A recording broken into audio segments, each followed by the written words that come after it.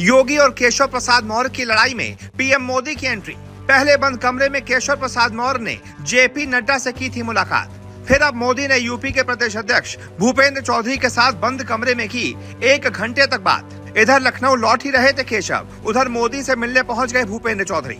UP की राजनीति में सियासी भूचाल, कभी भी आ सकता है बड़ा फैसला।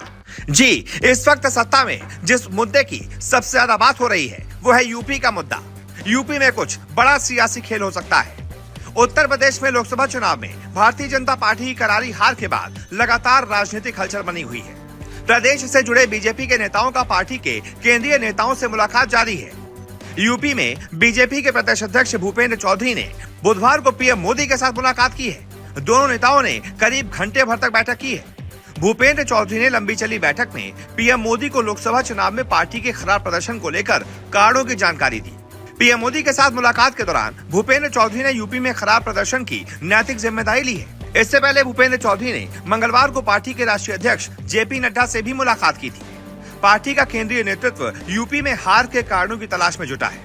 इसके अलावा प्रदेश में उप मुख्यमंत्री केशव प्रसाद मौर्य ने भी जेपी नड्डा से मुलाकात की और उन्हें खराब प्रदर्शन पर फीडबैक दिया।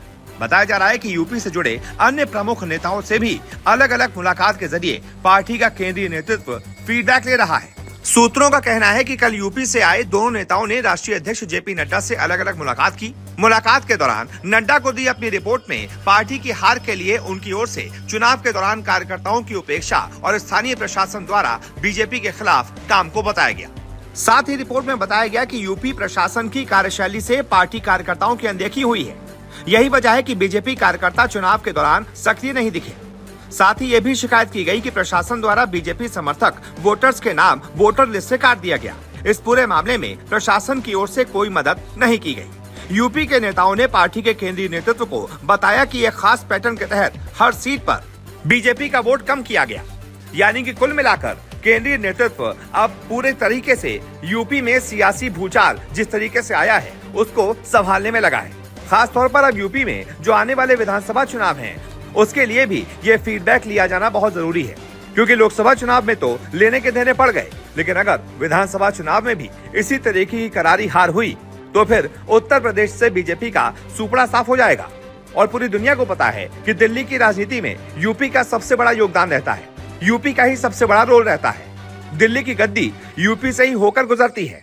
ऐसे में यूपी को साधना सबसे बड़ी जिम्मेदारी है और इसी यूपी को साधने के लिए अब जेपी नड्डा से लेकर केशव प्रसाद मौर्य, योगी, मुख्यमंत्री, प्रधानमंत्री मोदी, बीजेपी के पूर्व अध्यक्ष अमित शाह सब जुट गए हैं। देखना दिलचस्प होगा कि क्या यूपी में सीएम योगी की कुर्सी पर कोई आंच आती है, क्या केशव प्रसाद मौर्य को कोई बड़ी जिम्मेदारी दी जाती है। वैसे इस पूरे मुद्दे पर आपकी क्या राय है? क्या आपको लग रहा है यूपी में कुछ बहुत बड़ा होने वाला है? जो भी आपकी राय हो कमेंट करके जरूर बताएं।